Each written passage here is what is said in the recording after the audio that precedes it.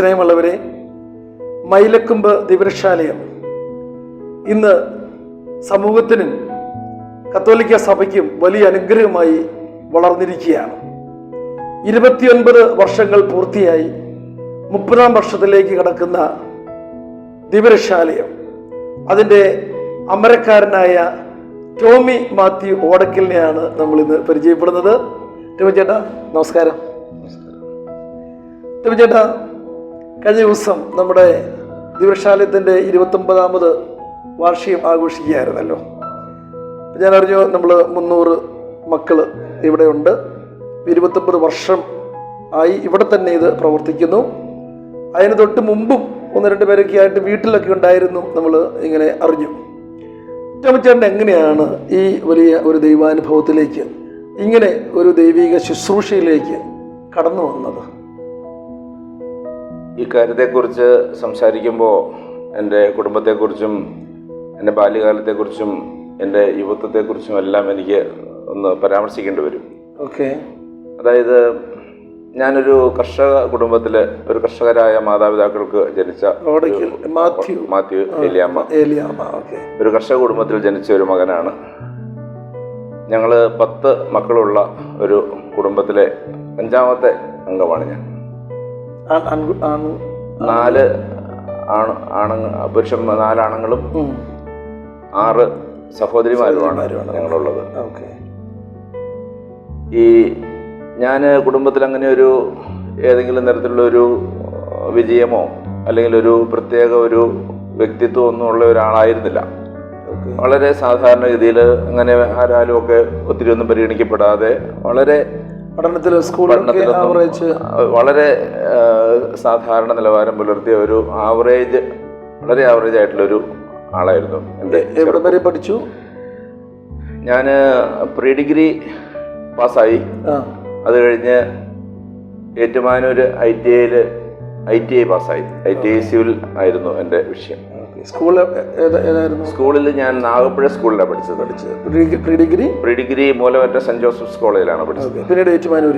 അത് കഴിഞ്ഞാണ് ഏറ്റുമാനൂർ പോയത്. ഇതിനിടയ്ക്ക് ഞാൻ 2 വർഷം പഠനം വേണ്ടാന്ന് വെച്ച് എൻ്റെ പിതാവിൻ്റെ കൂടെ, ചാച്ചൻ്റെ കൂടെ ജോലിയിലും ജോലികളൊക്കെ ആയിട്ട് കഴിഞ്ഞു പോയ എനിക്ക് 21 വയസ്സുള്ളപ്പോഴാണ് ഞാൻ ഏറ്റുമാനൂർ ITIയിൽ പഠിക്കാൻ പോകുന്നത്. ആ സമയത്താണ് എൻ്റെ ജീവിതത്തെ വളരെയേറെ സ്വാധീനിച്ച ഒരു ദൈവാനുഭവം എൻ്റെ ജീവിതത്തിലുണ്ടാകുന്നത്. ഞാൻ എൻ്റെ ഒരു സഹോദരിയുടെ വിവാഹ ആവശ്യത്തിന് കലൂർക്കാട്, ഇവിടെ അടുത്തുള്ള എൻ്റെ വീടിനോട് ചേർന്നുള്ള ഒരു 8 കിലോമീറ്റർ അപ്പുറമുള്ള ഒരു സ്ഥലമാണ് കലൂർക്കാട്. പള്ളിയുടെ ഫ്രണ്ടിൽ മാതാവിൻ്റെ ഗ്രോട്ടോയുടെ മുമ്പിൽ നിൽക്കുമ്പോൾ എൻ്റെ ഒരു സുഹൃത്തും ഒരകന്ന ബന്ധുവുമായ ഒരു സഹോദരൻ എന്നോട് ദൈവവചനം സംസാരിച്ചു. ഈ റോഡിൽ വെച്ച്. അദ്ദേഹം ഒരു ജീസസ് യൂത്ത് ആയിരുന്നു. അപ്പോൾ അദ്ദേഹം എന്നോട് സംസാരിച്ചപ്പോൾ ഈ ലോകത്തിൻ്റെ നശ്വരതയും ദൈവവചനത്തെ കുറിച്ചുള്ള ഒരു പരാമർശവും വിശ്വാസം വഴിയുള്ള നിത്യജീവനും അതൊക്കെ സംസാര വിഷയമായിട്ട് വന്നു. അപ്പോൾ ഈ നിത്യസത്യത്തെക്കുറിച്ച് എന്നോട് പറഞ്ഞപ്പോൾ ഒരു സംശയം കൂടാതെ ഞാൻ പറഞ്ഞു, എനിക്ക് ഈ സത്യത്തിൻ്റെ ദാസനാകാൻ ആഗ്രഹമുണ്ട് എന്ന് ഞാൻ അദ്ദേഹത്തോട് പറയുകയാണ്. ആ സമയത്ത് എന്നിലേക്ക് ഒരു അഭിഷേകം കടന്നു വന്നു, അനുഭവപ്പെട്ടു. അന്നേരം മുതൽ ഞാൻ ദൈവത്തെ സ്തുതിക്കാൻ തുടങ്ങി. ഉള്ളിൻ്റെ ഉള്ളിൽ ജീവിതത്തിൽ ഒരിക്കലും എൻ്റെ നാവിലോ എൻ്റെ ഹൃദയത്തിലോ ദൈവസ്തുതി ഉണ്ടായിട്ടില്ല. പള്ളിയിൽ പോകും,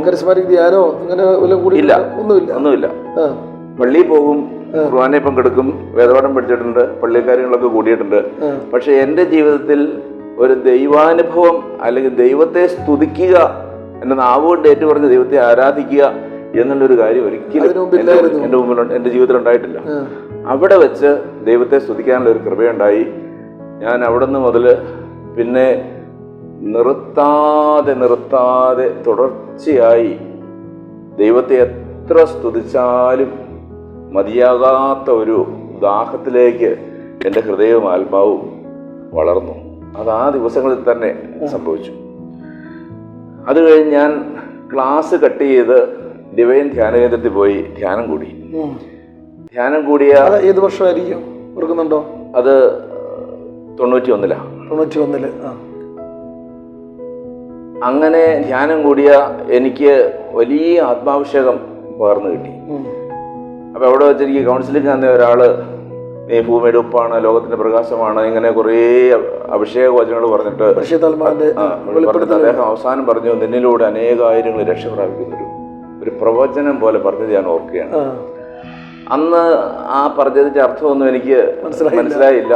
പക്ഷെ ഇന്ന് ഞാൻ ഓരോ ദിവസവും ഈ 30-35 വർഷം കഴിഞ്ഞ് ചിന്തിക്കുമ്പോൾ ഓരോ ദിവസവും ഓരോ നിമിഷവും മനസ്സിലാകുന്നു അത് ദൈവത്തിന്റെ വലിയ തെരഞ്ഞെടുപ്പും വിളിയും അഭിഷേകവും മാറ്റി നിർത്തലും എല്ലാമാണെന്ന് എനിക്ക് മനസ്സിലാകുന്നു. അതിനുശേഷം ഞാൻ തൊടുപുഴയില് ജീസസ് യൂത്ത് കൂട്ടായ്മയിൽ ഞാൻ വളരെ സജീവമായിട്ട് കുറെ കാലം പഠിച്ചുകൊണ്ടിരിക്കുക. ഏറ്റുമാനൂര് പഠിക്കുന്ന സമയത്ത് തന്നെ ജീസസ് യൂത്ത് കൂട്ടായ്മയിൽ വളരെ സജീവമായിരുന്നു. ഞാൻ ധ്യാനം കൂടാതെ തന്നെ കോതമംഗലം രൂപത ജീസസ് യൂത്ത് സർവീസ് ടീം മെമ്പറായ ആളാണ്. ഈ ഡിവൈൻ ധ്യാനത്തിന് പോകുന്നതിന് മുമ്പ് തന്നെ ഈ സ്പിരിറ്റിൽ നിൽക്കുമ്പോൾ ഞാൻ അന്നത്തെ ഞങ്ങളുടെ ഡയറക്ടറായിരുന്ന കക്കുഴിയച്ചനെ പരിചയപ്പെടാൻ ഇടവന്നു. അച്ഛൻ എന്നെ അന്ന് ഞങ്ങൾക്ക് ജീവജ്യോതി എന്ന് പറഞ്ഞ ഒരു പാസ്റ്റൽ സെന്റർ ഉണ്ട്, അവിടെ ചെല്ലാൻ ഇടവന്നു. അന്ന് സർവീസ് ടീമിന്റെ ഇലക്ഷൻ നടന്ന ദിവസമായിരുന്നു. ഒരു പരിചയം എന്നെ ആർക്കും ഇല്ല. പക്ഷെ എൻ്റെ ഒരു ചൈതന്യവും എൻ്റെ ഒരു സ്വഭാവവും ഒക്കെ മനസ്സിലാക്കി അച്ഛൻ എന്നെ സർവീസ് ടീം മെമ്പറാക്കി. അതിനുശേഷമൊക്കെയാണ് ഞാൻ ധ്യാനത്തിന് പോകുന്നത്, കൂടുതൽ അഭിഷേകത്തിൽ വരുന്നത്. അപ്പോ ദൈവത്തിന്റെ തിരഞ്ഞെടുപ്പും വിളിയും ആരംഭം മുതലേ എനിക്കറിയാമായിരുന്നു. ഞാൻ എവിടെ ചെന്നാലും ആ സമൂഹം പെട്ടെന്ന് ആത്മാവിൽ ഉയരും, നമ്മളെ അംഗീകരിക്കും, ശുശ്രൂഷകൾ വളരെ വിപുലമാകും, എന്ത് ചെയ്താലും വളരെ അനുഗ്രഹമായിട്ട് മാറും.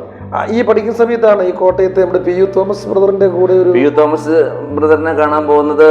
ഞാൻ ആദ്യത്തെ ആളെ ദിവ്യശാലത്തിന് വേണ്ടിയുള്ള ആദ്യത്തെ ആളെ കിട്ടിയ സമയത്ത് അദ്ദേഹത്തെ നവജീവനിലാക്കുന്ന കാര്യത്തിന് വേണ്ടിയാണ് പി യു തോമസ് ചേട്ടനെ കാണാൻ നവജീവനിലാക്കാൻ വേണ്ടി ചോദിക്കാൻ പോകുന്ന. അതെ അതെ. അപ്പൊ അതിനു മുമ്പ് ഒരു ഇച്ചിരി പാസ്റ്റ് പറയാനുണ്ട്. അതായത് തൊടുപുഴ സ്നേഹദീപം എന്ന് പറയുന്ന ഒരു സംഘടനയുണ്ട്, ചാരിറ്റബിൾ ട്രസ്റ്റ്. അത് എൻ്റെ ഒരു സുഹൃത്തും എൻ്റെ ഒരു അയൽവാസിയുമായ മാത്യു കണ്ടിരിക്കൽ എന്ന് പറയുന്ന ഒരു ഗോൾഡ് മർച്ചന്റ് സ്വർണ്ണക്കടക്കാരനാണ്. അദ്ദേഹമാണ് ഈ വിശുദ്ധനാട് തീർത്ഥാടനം കേരളത്തില് വ്യാപകമാക്കിയ ആൾ, മാത്യു കണ്ടിരിക്കൽ. അദ്ദേഹത്തിന്റെ പിതാവിന്റെ 1ാം വാർഷികത്തില് തൊടുപുഴ താലൂക്ക് ആശുപത്രിയില് ഭക്ഷണം കൊടുത്തുകൊണ്ട് ഒരു ഞായറാഴ്ചകളിൽ ഭക്ഷണം കൊടുക്കുന്ന ഒരു ശുശ്രൂഷ അദ്ദേഹം ആരംഭിച്ചു. അതിന് എന്നെ ക്ഷണിച്ചുകൊണ്ടാണ് ഞാൻ എൻ്റെ ഈ ഇത്തരത്തിലുള്ള ഒരു ശുശ്രൂഷയുടെ ഒന്നാമത്തെ ഒരു ആരംഭം അറിയാതെയോ അതിലേക്ക് ഒരു ദിവസം എന്നെ മാത്യുചേട്ടൻ പള്ളി വെച്ച് കേട്ടപ്പോ, ടോമി നീ നീ സ്നേഹദൈവത്തിലേക്ക് വാ, അവിടെ കഞ്ഞി നടക്കുന്നുണ്ട്, അങ്ങോട്ട് വാ എന്ന് പറഞ്ഞ് എന്നെ ക്ഷണിച്ചു. ഇതിനു മുമ്പ് എന്നോട് ചേട്ടൻ അത് ആവശ്യപ്പെട്ടിട്ടുണ്ട്, പക്ഷെ അങ്ങനെയൊന്നും എനിക്കൊരു പ്രേരണ കിട്ടിയിട്ടില്ല. ഈ വിളിയിൽ അദ്ദേഹത്തിന്റെ പിന്നാലെ ഞാൻ പോയി. ഞാൻ ചെന്ന ഉടനെ തന്നെ സ്നേഹദീപത്തിന്റെ ശുശ്രൂഷകൾ വളരെ വിപുലമായിട്ട് ടൗണില് വ്യാപിച്ചു. അങ്ങനെ പല മേഖലകളിലേക്ക് ശുശ്രൂഷ വന്നു. അതിലൊന്നാണ് ഈ റോഡിലൂടെ അലഞ്ഞു കിടക്കുന്ന ഒരാളെ കിട്ടിയപ്പം ഉപദേശം തേടാൻ വേണ്ടി പി യു തോമസ് ബ്രദറിന്റെ ഇടയിൽ പോയി എന്ന് പറഞ്ഞ് അതല്ല. ഈ കുട്ടിയച്ചൻ ചേട്ടൻ, മാത്യു ചേട്ടൻ ആദ്യത്തെ ഈ റോഡിലൂടെ അലഞ്ഞു കിടക്കുന്ന ആളുകളെ ഒരു ജോർജ് എന്ന് പറഞ്ഞ ഒരു അമ്മയും മകനും ഞങ്ങളുടെ വീട്ടുകാർ ചെറുപ്പത്തില് അലഞ്ഞു വരുമായിരുന്നു ഈ സഹായത്തിന് വേണ്ടി, ഭക്ഷണത്തിന് വേണ്ടി. ഈ അമ്മയും മകനും അങ്ങോട്ടും ഇങ്ങോട്ടും സഹായിച്ച് അവര് ആവറേജ് ജീവിച്ചു പോകും. രണ്ടുപേർക്കും ഇച്ചിരി അസുഖമുണ്ട്, സൈക്യാട്രിക് പ്രോബ്ലം ഉണ്ട്. അപ്പൊ ഈ ഒരു നാള് കഴിഞ്ഞപ്പോ ഇവരിതിലെ വരാതായി. അപ്പൊ ഞാൻ അന്വേഷിച്ചപ്പോ ഈ അമ്മ മരിച്ചുപോയി എന്ന് അറിയാൻ പറ്റി. അമ്മ മരിച്ചുപോയതിനു ശേഷം ജോർജിനെ കണ്ടിട്ടില്ല. ജോർജിനെ കോട്ടയത്ത് നവജീവനിലാക്കിയെന്ന് ഞാൻ കേട്ടിട്ടുണ്ട്. പക്ഷെ നവജീവൻ എന്നാന്നോ അതെവിടെയാന്നോ ഒന്നും അതിന്റെ സാഹചര്യങ്ങളൊന്നും അറിയത്തില്ല. കോട്ടയത്ത് ഇങ്ങനെ നവജീവനിലാക്കിയെന്ന് മാത്രം കേട്ടിട്ടുണ്ട്. അപ്പൊ അങ്ങനെ ഇരിക്കെ ഈ നമ്മുടെ ശുശ്രൂഷയിലെ ആദ്യത്തെ മകൻ മണിച്ചേട്ടൻ, മണിച്ചേട്ടൻ്റെ ഒരു പ്രത്യേകത പറഞ്ഞാൽ തൊടുപുഴ ടൗണിൽ വർഷങ്ങളായി മാനസിക രോഗം മൂലം അലഞ്ഞു കിടന്ന ഒരു ചേട്ടനായിരുന്നു. അദ്ദേഹത്തിന് ഒരു സംശയരോഗമായിരുന്നു. അദ്ദേഹത്തിന്റെ സംശയം എന്താണെന്ന് വെച്ചാൽ മണിച്ചേട്ടന്റെ തുണി പറഞ്ഞു പോകുന്ന സംശയമായിരുന്നു അദ്ദേഹത്തിന്. അത് കാരണം പുള്ളി മുണ്ടെടുത്തതിന് ശേഷം ഒരു 6-7 ലുങ്കിയോ കനമുള്ള തുണികൾ എന്നേലും അരയ്ക്കങ്ങ് ചുറ്റും, മുകളിലേക്ക് ചുറ്റും. അതിനുശേഷം മുണ്ട് മടക്കി കുത്തും. അപ്പൊ ശരിക്കും ഒരു കഥകളിക്കാരന്റെ മാതിരി ആണ് പുള്ളിയുടെ അപ്പിയറൻസ്. ഒരു തോർത്തും തോളത്തിലും. അപ്പൊ ആളുകൾ പറഞ്ഞിരുന്ന മണിക്ക് കഞ്ചാവ് കച്ചവടമാണ് എന്നാണ് ആളുകളുടെ സംസാരം. ഏതെങ്കിലും ഒരു ചായക്കടയുടെ വാതിക്ക് പോയിക്കും ചായ കുടിച്ചിട്ട് ഒരു 50 പൈസ കണ്ടിക്കെന്ന് പറയും. അന്ന് 50 പൈസയുള്ള ഒരു ചായക്ക് ചിലർ കൊടുക്കും, കൊടുക്കാത്തവരെ തെറിയും പറയും. ഇതാണ് മണിച്ചേട്ടന്റെ മാനസിക രോഗം. പക്ഷെ ആളുകൾക്ക് ഇത് മാനസിക രോഗമാണെന്ന് പലർക്കും അറിയത്തില്ല. ഈ മണിച്ചേട്ടനെ കുറിച്ച് ആളുകൾ പറയുന്നത് അവന് കഞ്ചാവ് കച്ചവടമാണ് എന്നാണ് ആളുകളുടെ ധാരണ. ഇത് ആശുപത്രി കൊണ്ട് ഡോക്ടറോട് പറഞ്ഞപ്പോ ഡോക്ടർ ചോദിച്ചു, മണി നീ എന്തിനാ ഈ അരക്കി തുണി കെട്ടിയേക്കണേ? സാറേ ഈ തുണി അഴിഞ്ഞു പോകാണ്ടിരിക്കാൻ വേണ്ടി കെട്ടിയേക്കണം. ഇത് അന്നേരമാണ് ഞങ്ങൾക്ക് എനിക്കിത് ഇദ്ദേഹത്തിന്റെ സംശയരോഗമാണ് മനസ്സിലാകുന്നത്. അങ്ങനെ മണിച്ചേട്ടനെ ചികിത്സിച്ചു. അതിനുശേഷം ഇദ്ദേഹത്തെ കോട്ടയത്ത് നവജീവനിലാക്കാം എന്നുള്ളൊരു തീരുമാനം ഞങ്ങൾ എടുത്തു. അങ്ങനെയാണ് തോമസേട്ടനെ കാണാൻ വേണ്ടി പോകുന്നത്. നവജീവൻ കാണാൻ വേണ്ടി ചെല്ലുമ്പോ ഞാൻ ആദ്യം പറഞ്ഞ ജോർജ്, ആ ജോർജ് നവജീവനിലെ ഒരു ശുശ്രൂഷകനാണ്.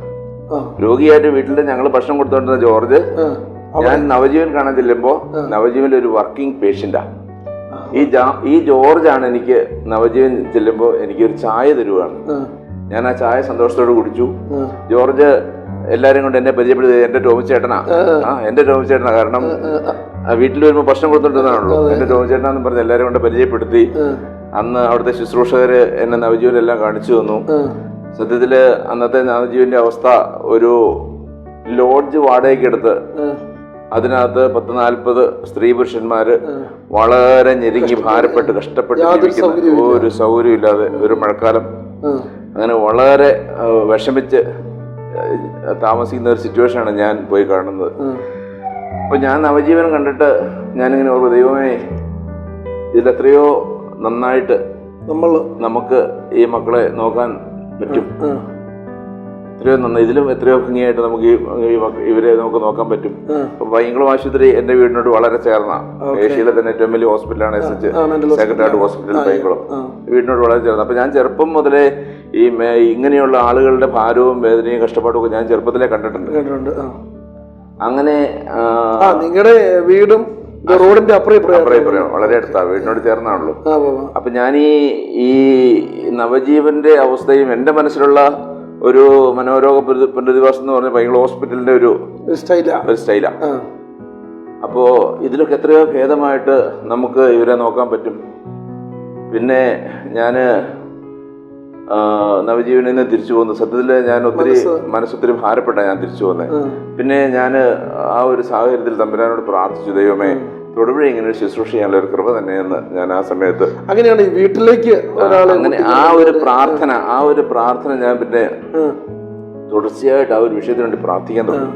ഈ മേഖലയിൽ ഈ മേഖലയിൽ ഒരു ശുശ്രൂഷയ്ക്ക് വേണ്ടി എന്നെ തിരഞ്ഞെടുക്കണമേ എന്ന് ഞാൻ നിരന്തരമായിട്ട് പ്രാർത്ഥിക്കാൻ തുടങ്ങി. തൊടുപുഴയിൽ ഇങ്ങനെ ഒരു ശുശ്രൂഷ ഉണ്ടാകണമേ എന്ന് നിരന്തരമായിട്ട് പ്രാർത്ഥിക്കാൻ തുടങ്ങി.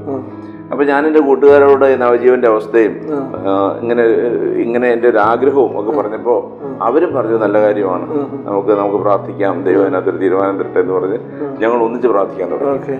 അങ്ങനെ ഞാൻ വ്യക്തിപരമായിട്ടല്ല, എൻ്റെ കൂട്ടുകാരും ഞാനും അത് ഈ വിഷയം ഞാൻ വീട്ടിൽ ഒരു ഫ്രാൻസിസ് ഉണ്ട്, ഇപ്പൊ നമ്മുടെ കൂടെയുള്ള ജോർജ് ഉണ്ട്, പിന്നെ ഒരു ചെറിയാൻ ചേട്ടൻ ഉണ്ടായിരുന്നു, പിന്നെ ഞങ്ങളുടെ കൂടെ ശുശ്രൂഷ ഒരു അമ്മാവനും അമ്മായി ഉണ്ടായിരുന്നു. ഇങ്ങനെ പഴയ ആദ്യകാല ഈ സ്നേഹദീപത്തിന്റെ പ്രവർത്തകരായിരുന്ന കൂട്ടുകാരെല്ലാം കൂടെ കൂടിയാണ് ഇങ്ങനെ ഒരു തീരുമാനം എടുത്തതും. അങ്ങനെ വീട്ടിലേക്ക് ഒരാൾ ഈ കൂട്ടുകാർ കൂടിയാണ് തൊടുപുഴയിൽ ഇങ്ങനെ ഒരു ശുശ്രൂഷ നമുക്ക് വേണം എന്നുള്ള ഒരു ധാരണയിലും ചിന്തയിലേക്കും വരണേ. ഒന്നും സാഹചര്യമൊന്നുമില്ലല്ലോ. അപ്പോ ഞങ്ങളുടെ വീടെന്ന് പറഞ്ഞാല് സാമാന്യ വലിയ വീടാണ്. എൻ്റെ താഴെയുള്ള പിള്ളേരൊക്കെ പഠിച്ചു വരുന്നേ ഉള്ളൂ, മുതിർന്നവരൊക്കെ പോയി. പഠിക്കാനായിട്ട് പോയി. അപ്പോൾ ഞാനാണ് വീട്ടിലെന്നുള്ളത്. അപ്പോൾ ഞാൻ ചാച്ചനോട് പറഞ്ഞു, ചാച്ച ഇങ്ങനെ ഒരു സാഹചര്യമുണ്ട്. അപ്പോൾ എൻ്റെ ഈ ശുശ്രൂഷ ജീവിതം ചാച്ചനെ സംബന്ധിച്ചൊരു ഒരു ഒരു ഭാരമായിരുന്നു. കാരണം ഞാൻ വീടിൻ്റെ കാര്യങ്ങൾ നോക്കുന്നു, എന്നാലും അത് പോരാ. കുടുംബത്തിന്റെ ഉത്തരവാദിത്തങ്ങൾ ഏറ്റെടുക്കേണ്ട ഞാൻ ഇങ്ങനെ ഒരു വഴിയിൽ പോയാൽ എന്താവുമെന്ന് ചാച്ചന് വലിയൊരു കൃഷിയൊക്കെ. അതുകൊണ്ട് ചാച്ചന് ഇത് വലിയൊരു ഭാരമായിരുന്നു എൻ്റെ ഈ ഇങ്ങനെയുള്ള ഒരു യാത്ര. വീട്ടിൽ കിട്ടുന്നില്ല, അതെ, വീട്ടിൽ കിട്ടുന്നില്ല എന്നുള്ളൊരു സങ്കടം ചാച്ചന് ഒത്തിരി ഉണ്ടായിരുന്നു. എന്നാലും ഞാൻ ഈ വിവരം വീട്ടിൽ പറഞ്ഞപ്പോൾ അങ്ങനെ ഒരു ചിന്തയുണ്ടെങ്കിൽ നമുക്കാകാം എന്നുള്ളൊരു ചിന്ത ചാച്ചൻ അങ്ങനെ പറഞ്ഞു. അങ്ങനെ ഞാൻ കുട്ടിയഞ്ചേട്ടനോട് പറഞ്ഞു. കുട്ടിയഞ്ചേട്ടന് പറഞ്ഞു, അദ്ദേഹത്തിന്റെ റെസ്പോൺസ് എന്ന് പറഞ്ഞാൽ, ടോമി ഇത് വലിയൊരു ഉത്തരവാദിത്തമാണ്, ഇത് ഞങ്ങളെ കൊണ്ട് ചെയ്യാൻ പറ്റില്ല, നിനക്ക് ചെയ്യാൻ പറ്റുമെങ്കിൽ ആയിക്കോ. അങ്ങനെ നവജീവനിൽ കൊണ്ടുപോയി ആക്കാൻ തീരുമാനിച്ച മണിച്ചേട്ടനെ എൻ്റെ ഒരു ആഗ്രഹം കൊണ്ടും ദൈവകൃപ കൊണ്ടും ഈ മണിച്ചേട്ടനെ വീട്ടിലേക്ക് കൊണ്ടുവരാനുള്ള ഒരു കൃപ, വീട്ടിലേക്ക് കൊണ്ടുവരാനുള്ള ഒരു കൃപ ദൈവം തന്നു. അമ്മയും സഹോദരികളും. അപ്പോ ഞാൻ വീടിന്റെ ഒരു എൽ ഷേപ്പിലാണ് ഞങ്ങളുടെ വീട്. ഒരു സൈഡിൽ തളവും ബാക്കി വീടും. അപ്പൊ ഈ തളം എന്ന് പറയുന്ന ഭാഗത്ത് അവിടെയാണ് ഞാൻ താമസിച്ചോണ്ടിരുന്നത്, ഞാൻ കിടന്നോണ്ടിരുന്നത്. അതിനകത്തൊരു 5-6 കെട്ടിലിടാവുന്ന വലിയൊരു റൂമാണ്. ആ റൂമില് ഞാനും മണിച്ചേട്ടനോട് താമസിക്കാൻ തുടങ്ങി. എന്റെ കെട്ടിൽ ഞാൻ അദ്ദേഹത്തിന് കൊടുത്തു. അതിട്ട് ഞാൻ നിലത്ത് കിടക്കാൻ തുടങ്ങി. അങ്ങനെ എന്റെ വീട്ടില് തൊടുപുഴക്കാരനായിരുന്നു. അതെ, തൊടുപുഴക്കാരനാണ്. എന്റെ വീട്ടില്, ഞങ്ങളുടെ വീട്ടില്, എന്റെ മുറിയില് മണിച്ചേട്ടനെ താമസിപ്പിച്ചുകൊണ്ട് തുടങ്ങാൻ ഒരു ബന്ധു വന്ന് താമസിക്കുന്ന പോലെ. അതെ, എനിക്ക് പിന്നെ ഞാൻ ആ നാളുകളിലൊക്കെ മണിച്ചേട്ടനെ മരുന്നൊക്കെ എടുത്ത് കൊടുക്കും. ചാച്ചൻ്റെ കൂടെ തന്നെ ചെറിയ ജോലിക്കൊക്കെ മണിച്ചേട്ടൻ പോകും. അങ്ങനെ വീട്ടിലെ ഒരു ചെറിയ സഹായമൊക്കെ ആയിട്ട് മണിച്ചേട്ടനെ കഴിഞ്ഞു പോകും. എന്നാലും മരുന്ന് കഴിക്കുന്നുള്ളതുകൊണ്ട് എൻ്റെതായ ക്ഷീണവും കാര്യങ്ങളൊക്കെ മണിച്ചേട്ടൻ എന്നുണ്ടായിരുന്നു. അപ്പോൾ ഇടയ്ക്കിടയ്ക്ക് ഡോക്ടറെ കാണിക്കാൻ കൊണ്ടുപോകും. അങ്ങനെ മണിച്ചേട്ടൻ്റെ ഒരു കെയർ ടേക്കർ എന്നുള്ള രീതിയിൽ ആദ്യകാലങ്ങളിൽ കടന്നു പോകുന്നു. പിന്നീട് 1 വർഷം കഴിയുമ്പോഴാണ് രണ്ടാമത്തെ ആളെ കിട്ടുന്നത്. അദ്ദേഹത്തിന്റെ ഒരു വാസു എന്നായിരുന്നു. ഇതിനിടയിൽ ജോഷി സെമിനാരിൽ നിന്ന് തിരിച്ചു വന്നു. അതൊക്കെ ഇതിന്റെ ഒരു ഭാഗമാണ്. ആ വിഷയത്തെക്കുറിച്ച് ജോഷി സംസാരിക്കട്ടെ. അപ്പോ ഈ വാസു ചേട്ടനെ കിട്ടിയതും ഇതുപോലെ വളരെ അതിശയകരമായ ഒരു കാര്യമാണ്. ഇപ്പൊ ഒരു ബലം എന്ന് പറഞ്ഞാൽ ജോഷിയും കൂടെ ഉണ്ട്. അതുകൊണ്ട് എനിക്ക് ഇച്ചിരി ബലമുണ്ട്. അപ്പോ വാസു ചേട്ടൻ എന്ന് പറയുന്ന ഒരു പ്രത്യേക ക്യാരക്ടറായിരുന്നു. ഈ ഇദ്ദേഹത്തെ ഞാഞ്ഞൂല് വാസു എന്നാണ് നാട്ടുകാർ വാഴക്കുളക്കാർ വിളിച്ചോണ്ടിരുന്നത്. ഞാഞ്ഞൂല് വാസു, അതായത് പുല്ല് പറിച്ചിട്ട് അതിനിടയ്ക്ക് മണ്ണിരയിൽ പിടിച്ച് തിന്നും. ഇതാണ് വാസുവിന്റെ ഹാബിറ്റ്. പുല്ല് പറിച്ചിട്ട് ഏത് വേസ്റ്റ് മാറി തിന്നും. അത് ഓടയെന്നോ മാർക്കറ്റിൽ നിന്നോ ഒന്നുമില്ല, എന്ത് കിട്ടണോ അത് തിന്നും. ഒന്നും കിട്ടില്ല, പുല്ല് പറിച്ച് തിന്നും. ഇതാണ് പുല്ല്. ഇതാണ് വാസു ചേട്ടന്റെ നേച്ചർ. ഞാനൊരിക്കല് എവിടെയോ യാത്ര കഴിഞ്ഞു വന്ന് ഒരു സന്ധ്യാസമയത്ത് വാഴക്കുളം ടൗണിന്റെ ഒരു ജംഗ്ഷനിൽ നിൽക്കുമ്പോൾ താഴെ വാഴത്തോട്ടത്തിൽ നിന്ന് ഇരുന്ന് ഒരു സന്ധ്യാസമയത്ത്, ഒരു സന്ധ്യ മയങ്ങണ സമയത്ത് ഒരാൾ പുല്ല് പറിച്ചോണ്ടിരിക്കും. അപ്പൊ എനിക്ക് ഇയാളെ കണ്ടപ്പോ ഇതൊരു അസ്വാഭാവികതയാണല്ലോ എനിക്ക് തോന്നി. അപ്പൊ അദ്ദേഹം മെന്റൽ പേഷ്യന്റ് ആണെന്ന് എനിക്ക് മനസ്സിലായി. ഞാന് അവിടെ നിന്ന് ഈ മനുഷ്യന് വേണ്ടി പ്രാർത്ഥിച്ചു. ദൈവമേ, ഈ മനുഷ്യനെ അനുഗ്രഹിക്കണേ, ഈ മനുഷ്യനെ പൊസിഷൻ ചെയ്യണേ, എന്നുവെച്ചാൽ എവിടെയെങ്കിലും ഉത്തരവാദിത്തമായിട്ടൊരു വഴിയിൽ അദ്ദേഹത്തിന് തുറന്നു കൊടുക്കണേ എന്ന് ഞാൻ അവിടെ നിന്ന് അദ്ദേഹത്തിന് വേണ്ടി പ്രാർത്ഥിച്ചു. കടന്നു പോന്നു. ഒരു മാസം കഴിഞ്ഞപ്പോ വാഴക്കുളത്തുള്ള ഒരു 3-4 ചെറുപ്പക്കാര് ഞങ്ങളെ കാണാൻ വേണ്ടി വീട്ടിൽ വന്നു. അവരുടെ ആവശ്യം എന്താ വെച്ചാല്, ഒരു വാസു എന്ന് പറഞ്ഞ ഒരാളെ പൈങ്കുളാശുപത്രിയിൽ അഡ്മിറ്റ് ആക്കിയേക്കുവാണ്, കൊണ്ടേയാക്കാൻ സ്ഥലമില്ല, ഞങ്ങളെ സഹായിക്കാവോ? ഇതാണ് അവരുടെ ചോദ്യം. അപ്പോൾ ഞാനും ചേട്ടനും കൂടി ആലോചിച്ചിട്ട് വാസുവിനെയും ഞങ്ങൾ വീട്ടിലെടുക്കാൻ തീരുമാനിച്ചു. ഈ വാസുവിന്റെ നേച്ചർ പറഞ്ഞാൽ, ഡോക്ടർ എന്ന് പറഞ്ഞു, ജീവിതത്തിൽ ഒരിക്കലും വാസു ഒരു മനുഷ്യനായി ജീവിക്കില്ല, മാനസികമായി മാത്രം ഡിസോർഡർ ആയിട്ടുള്ള ഒരാളാണ്. ഒരു കൊച്ചു കുഞ്ഞിനെ നോക്കും പോലെ വാസുവിനെ നോക്കണം. ഇതാണ് വാസുവിനെ സംബന്ധിച്ച് ഡോക്ടർ പറഞ്ഞ ഒരു എക്സ്പ്ലനേഷൻ. അദ്ദേഹത്തിന് കൊടുത്ത അടുത്ത കെട്ടില്ല, എങ്ങനെ വീട്ടിലെ അടുത്ത കെട്ടില് അദ്ദേഹത്തിന് കൊടുത്തു. അങ്ങനെ വാസുചേട്ടൻ വീട്ടിൽ വന്നു കഴിഞ്ഞപ്പോൾ എൻ്റെ ആഗ്രഹം, എനിക്ക് എൻ്റെ നിലവാരത്തിൽ ഇവരെ ജീവിപ്പിക്കണം എന്നുള്ളതാണ്. ചുമ്മാ ഒരു അന്തേവാസി അല്ല, ഞാൻ ജീവിക്കണ പോലെ ഇവർ ജീവിക്കണം. അതിനുവേണ്ടി ഞാൻ ഇവരെ എൻ്റെ നിലവാരത്തിൽ അവരെ ജീവിപ്പിക്കണം. ഈ വാസുചേട്ടൻ വന്നതിന്റെ 3-ാം ദിവസം വാസുചേട്ടന് മുറ്റത്ത് കിടന്നൊരു ബ്ലേഡ് കിട്ടി.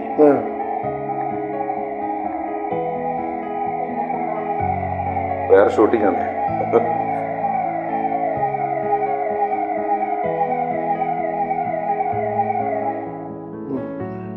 ബ്ലേഡ് കിട്ടി. ഈ വാസുചേട്ടൻ ആ ബ്ലേഡ് എടുത്തിട്ട് ഈ തലയിലെ മുടി ഇങ്ങനെ ഇങ്ങോട്ടും പിടിച്ചു, ഇങ്ങനെ ഇങ്ങോട്ടും പിടിച്ചു. നടുക്ക് വരമ്പ് പോലെ കുറച്ച് മുടി, പിന്നെ 2 റോഡ്, പിന്നെ ബാക്കി മുടി. ഞാൻ എവിടെയോ വന്നു കഴിഞ്ഞപ്പോൾ വാസുചേട്ടൻ ഇങ്ങനെ മുടിയും പഠിച്ചിട്ട് എന്നെ നോക്കി കുലുങ്ങി ചിരിക്കും. അപ്പൊ എനിക്കുണ്ടായ ഒരു സങ്കടം, എനിക്കങ്ങ് സഹിക്കാൻ പറ്റാത്ത സങ്കടം. എന്നെ പോലെ ജീവിക്കാൻ വേണ്ടി ഞാൻ കൊണ്ടുവന്ന വാസുചേട്ടൻ ചെയ്ത പണി, മുറ്റത്ത് കിടന്നൊരു ബ്ലേഡ് കിട്ടിയപ്പോ അതെടുത്ത് മുടി ഷേവ് ചെയ്യല്ലേ, പുള്ളിക്ക് തോന്നുന്നില്ല അങ്ങ് പഠിച്ചു. എന്നിട്ട് ഇരുന്ന് ചിരിക്കുക. എനിക്ക് സങ്കടം വന്നു. അപ്പൊ എന്നാലും ഞാൻ ഇങ്ങനെ ചിന്തിച്ചു, ഈ സങ്കടം എനിക്ക് വരുമ്പോഴും ഈ വാസുചേട്ടൻ എങ്ങനെ ഇങ്ങനെ സന്തോഷിക്കണേ, ഞാനിങ്ങനെ സങ്കടപ്പെടുമ്പോ എങ്ങനെ ഈ വാസുചേട്ടൻ ഇങ്ങനെ സന്തോഷിക്കണേ, അതെന്റെ ഒരു അന്വേഷണം. ചിരിക്കുക. പുള്ളി മുടി പഠിച്ചിരുന്നിട്ട് പുള്ളി ചിരിക്കുക, ഞാൻ പുള്ളിയുടെ കണ്ടിട്ട് ഞാൻ സങ്കടപ്പെടുക. അപ്പോ ഇതിനകത്ത് ഒരു ആനന്ദം ഉള്ളതുകൊണ്ടാണല്ലോ ഈ ചേട്ടൻ ചിരിക്കണേ. അപ്പൊ ഞാന് ഇതെന്നാണെന്ന് അറിയാൻ വേണ്ടി ഞാൻ പ്രാർത്ഥനയെ അന്വേഷണം തുടങ്ങി.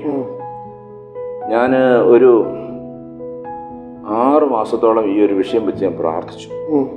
ഈ വാസുവിന്റെ ഈ തലമുണ്ടനം. എന്നിട്ട് അന്ന് എനിക്ക് സങ്കടം വന്നിട്ട് ഞാൻ ഒരു ബ്ലേഡ് മേടിച്ചോണ്ട് വന്ന് വാസുവിന്റെ ബാക്കിയും കൂടെ പഠിച്ചു കളഞ്ഞു. അങ്ങനെ വാസുചേട്ടൻ മുട്ടത്തലയനായി. ഈ മുട്ടത്തലയും പുള്ളിക്ക് ഒരു ഭൂഷണം, അതിനോടും പുള്ളിക്ക് ഒരു പരാതിയില്ല. അപ്പൊ ഇതിനകത്തെ ആനന്ദം എന്താണെന്ന് എനിക്ക് പഠിക്കണം. ഞാൻ ഇതിനു വേണ്ടി പ്രാർത്ഥിച്ചു തുടങ്ങി. അന്നത്തെ കാലത്ത് ഒരു ചെറുപ്പക്കാരൻ തലമുട്ടിയടിക്കുക എന്ന് പറഞ്ഞാൽ ഇത്രയും നിന്ദ്യമായ ഒരു കാര്യമില്ല, അത്ര ആക്ഷേപമുള്ള ഒരു കാര്യമാണ് ആ കാലത്ത് തലമുട്ടിയടിക്കുക.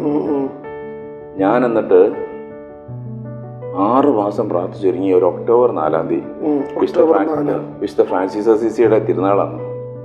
അന്ന് ഞാൻ എവിടെയോ ദൂരെ യാത്ര പോയിട്ട് ഈ കലൂർക്കാട്, അതായത് ഞാൻ മാനസാന്തരപ്പെട്ട സ്ഥലത്ത്, ഈ ഗ്രോട്ടോടെ അവിടെ വന്ന് അവിടെ ഒരു ബാർബർ ഷോപ്പിൽ കയറി ഞാൻ എൻ്റെ തലമുട്ടിയടിച്ചു. എന്താണ് ഈ വാസുവിന്റെ സന്തോഷം എന്നറിയാൻ 6 മാസം ഒരുങ്ങി പ്രാർത്ഥിച്ച്. അപ്പൊ എനിക്ക് സ്വാഭാവികമായിട്ട് എൻ്റെ തലമുട്ടിയടിക്കാൻ എനിക്ക് ധൈര്യമില്ല. പക്ഷെ 6 മാസത്തെ ഒരുക്കം, ഈ തലമുട്ടിയടിച്ചു കഴിഞ്ഞപ്പോൾ എനിക്കുണ്ടായ ഒരു ആനന്ദം, ഞാൻ എൻ്റെ ശരീരത്തെ ജയിച്ച ഒരു പ്രതീതി. സമൂഹത്തിൽ വിചാരിക്കും അതിന്റെ വിഷയമല്ല, ഓവർകം ചെയ്തു. ഞാൻ എൻ്റെ സമൂഹത്തെയും എൻ്റെ ശരീരത്തെയും ജയിച്ചു. ഞാൻ ഈ തലമുട്ടിയടിച്ചു. പിന്നെ ഞാൻ എല്ലാ വർഷവും ഈ ശുശ്രൂഷ തുടങ്ങിയതിന് ശേഷം എല്ലാ വർഷവും ഞാൻ വർഷത്തിലൊരിക്കലും മുടി വിട്ടുണ്ടായിരുന്നുള്ളൂ. അത് തലമുട്ടയടിക്കുക. ഒക്ടോബർ 4-ാം തീയതി. അപ്പൊ എനിക്ക് താടി ചില സമയത്ത് ഇത്ര താടി കാണും, ഇത്രയും മുടിയും കാണും. ഞാനൊരു അമാനുഷ്യനായിട്ട് ആദ്യകാലത്ത് ഈ ശുശ്രൂഷയിൽ നടന്നുണ്ട്. ഒരു സന്യാസി ലുക്കായിരുന്നു. അന്ന് ഫോട്ടോയൊന്നും ഇല്ലല്ലോ, ക്യാമറയൊന്നും ഇല്ലല്ലോ. അങ്ങനെ ഞാൻ 6 മാസം ഒരുങ്ങി തലമുട്ടയടിച്ചു.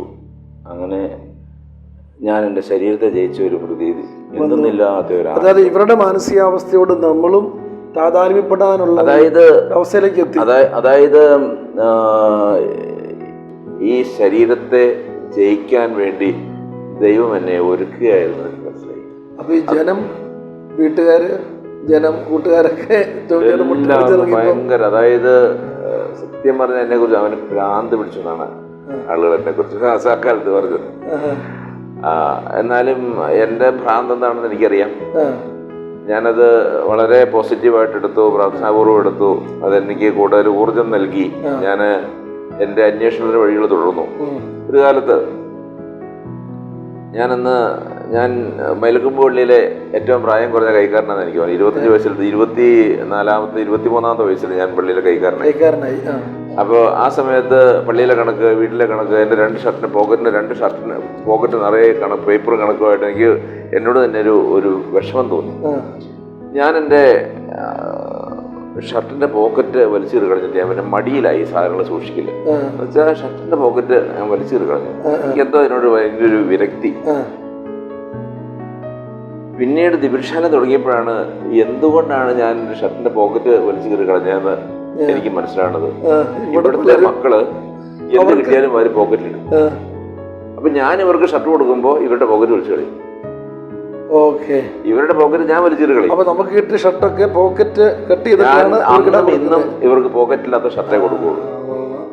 അപ്പൊ ആ ഒരു ട്രെയിനിങ് എനിക്ക് നാളുകൾക്ക് മുമ്പ് എന്റെ ഷർട്ടിന്റെ പോക്കറ്റ് കീറി കളഞ്ഞുകൊണ്ട് എനിക്ക് തന്നു.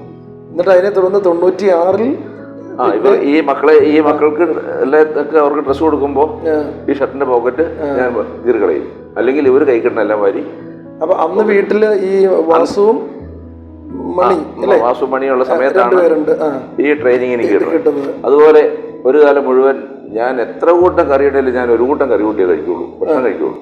എന്തെല്ലാം ഉണ്ടെങ്കിലും ഒരു കൂട്ടം കറി മാത്രം കൂട്ടിയ ഭക്ഷണം കഴിക്കുള്ളൂ. ശരി, അങ്ങനെ കുറേ കാലം അങ്ങനെ പരിശീലിച്ചു.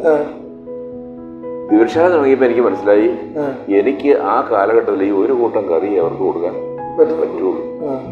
കാരണം ഞാൻ തന്നെയല്ലേ അടുക്കളയിൽ ചെയ്യുന്നേ, കൂടുതൽ ഭക്ഷണമൊന്നും കൊടുക്കാനില്ല, വരുമാനമുള്ളൂ, അതേ സാധിക്കുള്ളൂ. അന്നത്തെ എന്റെ സാഹചര്യത്തിൽ ഈ ഒരു കൂട്ടം കറിയെ കൊടുക്കാൻ പറ്റുള്ളൂ.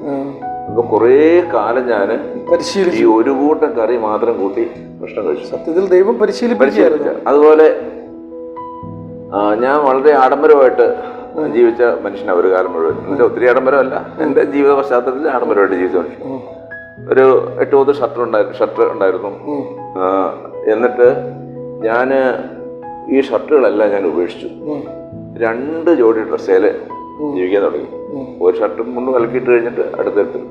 ദീർഘകാലം എൻ്റെ ഒരു ട്രെയിനിങ് അങ്ങനെയായിരുന്നു. അങ്ങനെ ദിവ്യശാല തുടങ്ങിയപ്പോൾ അതും എനിക്ക് ഉപകാരപ്പെട്ടു. കാരണം ഇവർക്ക് ഒരെണ്ണം വിലക്കിയിട്ട് വേറൊരെണ്ണം കൊടുക്കാൻ 1 day 1 dress. അതും എനിക്കൊരു പരിശീലനമായിരുന്നു. അതുപോലെ ചെരുപ്പ്, എനിക്ക് കന്നാര കൃഷി ഉണ്ടായിരുന്നു ഒരു കാലം.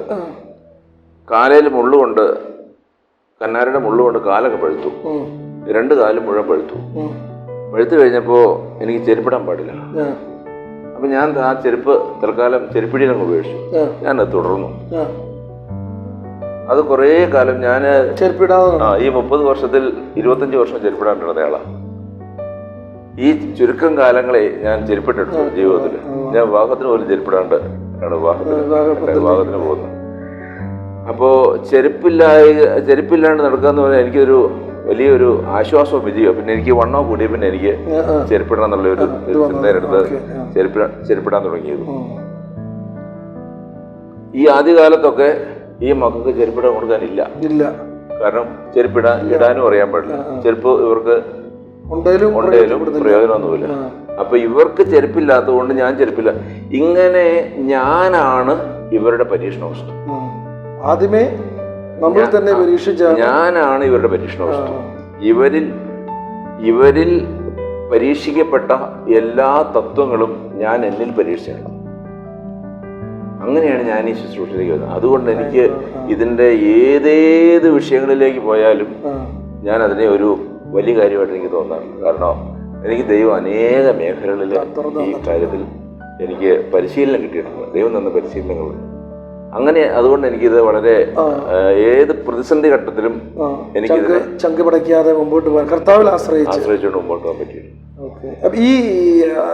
ഈ 2 പേര് എനിക്ക് തന്നെയാണോ ഇങ്ങോട്ട് പോരുന്നേ? അന്ന് ദിവ്യശാലത്തിൽ ഈ 96 ഇവിടെ വരുമ്പോ വാസു, വാസു, റഗ്ബീർ, പിന്നെ ഒരു ചെപ്പോളത്തുനിന്നുള്ള ഒരു പയ്യനും കൂടെ ഉണ്ടായിരുന്നു, ബേബി. അങ്ങനെ 4 പേരും ഞാനും. അന്ന് ഈ ബേബിയുടെ ഒരു അയലക്കാരൻ ഒരു സാനു എന്ന് പറഞ്ഞൊരു പയ്യനുണ്ടായിരുന്നു. അവൻ മരിച്ചുപോയി. സാനു ചെറുപ്പത്തിലെ ഒരു 30 വയസ്സിനോടടുത്ത് സാനു മരിച്ചുപോയി. അങ്ങനെ ഞങ്ങൾ 4 പേരും ഈ സാനു ഞാനും കൂടെയാണ് അതിന്. സാനു ഏതാനും ദിവസം കഴിഞ്ഞ് ഒരു സെറ്റോ സങ്കടമുള്ളൊരു കാര്യം, ഈ ബേബിയെ കൊണ്ടുവന്ന് 4ാമത്തെ ബേബി വന്ന് 3ാം ദിവസം ബേബി ഇവിടെ നിന്ന് വിളിച്ചുപോയി. മാത്രം ഒരു മനോപീഡ അനുഭവിച്ചു. അപ്പൊ ഇതൊക്കെ ഇതിന്റെ ഈ പീഡ അനുഭവിക്കാൻ അതും ഈ ശുശ്രൂഷയുടെ ഭാഗമാണ്. ആത്മപീഡ അത് അന്നുമുണ്ട് ഇന്നുമുണ്ട്. ഇതിപ്പം ഒരു സ്വന്തം മാതാപിതാക്കളെ പോലും മക്കൾക്ക് നോക്കാൻ ബുദ്ധിമുട്ടുള്ള കാലത്തിലാണ് തിരുച്ചേട്ടനും കുടുംബവും ഈ 300 മക്കളെ എല്ലാ കാര്യത്തിലും നോക്കുന്നത്. രവിചേട്ടാ, അപ്പം അങ്ങനെ 29 വർഷം പൂർത്തിയായ ഈ വേളയിൽ ദൈവം അനുഗ്രഹിക്കട്ടെ. പ്രത്യേകിച്ചും എനിക്ക് വിശന്നു, ദാഹിച്ചു, നഗ്നനായിരുന്നു, രോഗിയായിരുന്നു, പരദേശിയായിരുന്നു, കാരാഗ്രഹവാസിയായിരുന്നു. നിങ്ങൾ എനിക്ക് എന്ത് ചെയ്തു എന്നുള്ളതിൻ്റെ ആ വലിയ ഉത്തരമാണ് ഇന്ന് നമ്മുടെ സഭയ്ക്കും സമൂഹത്തിനും ദൈവം ടോമിച്ചേട്ടനിലൂടെയും കുടുംബത്തിലൂടെയും നൽകിക്കൊണ്ടിരിക്കുന്നത്. ദൈവം കൂടുതൽ അനുഗ്രഹിക്കട്ടെ. ഇത്ര സമയം ടോമിച്ചേട്ടൻ ചെലവഴിച്ചതിന് പ്രത്യേകം നന്ദി പറയുന്നു. Thank you.